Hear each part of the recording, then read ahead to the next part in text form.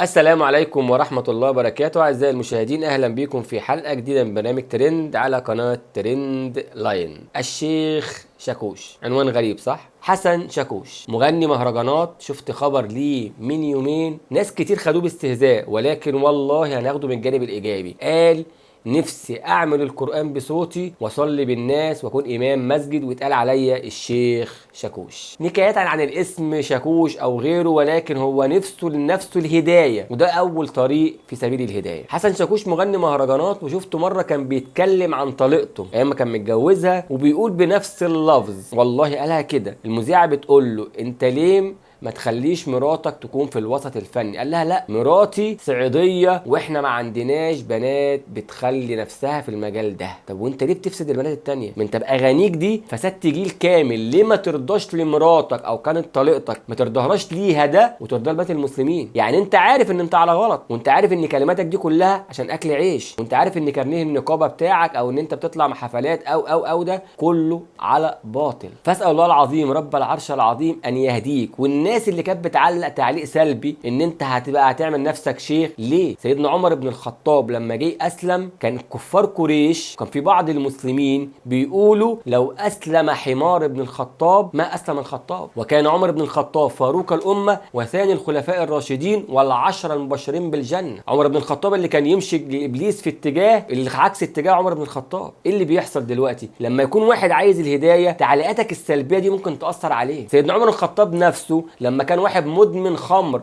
واقاموا عليه الحد اكتر من مره، فالناس كانت بتلعنه، فسيدنا عمر قال لهم لا تكونوا عونا للشيطان عليه. يعني صاحب الذنب ده مسكين، لما تيجي تحط عليه وانت فيك وانت عليك وانت وربنا مش هيديك طول عمرك، ده غلط.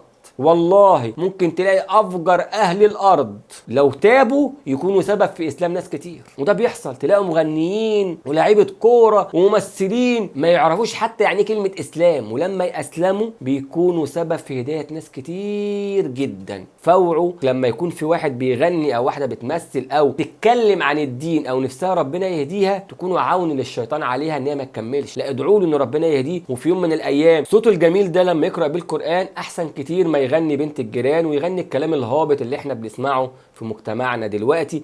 اوعى تفرح باللي حواليك وبيسقفوا لك عشان خاطر تبقى هم عايزينك كده عشان هم كده، ولكن والله احنا نتمنى لك الهدايه وتبقى في يوم من الايام الشيخ حسن شاكوش او الداعيه الاسلامي. والله قول الله تعالى انك لا تهدي من احببت ولكن الله يهدي من يشاء. انت اللي عايز الهدايه ولا لا؟ لو انت عايز الهدايه ربنا هيسرك ليها. اشوفكم على خير ان شاء الله في حلقه جديده. كان معكم مازن يسري في برنامج ترند على قناه ترند لاين. في امان الله.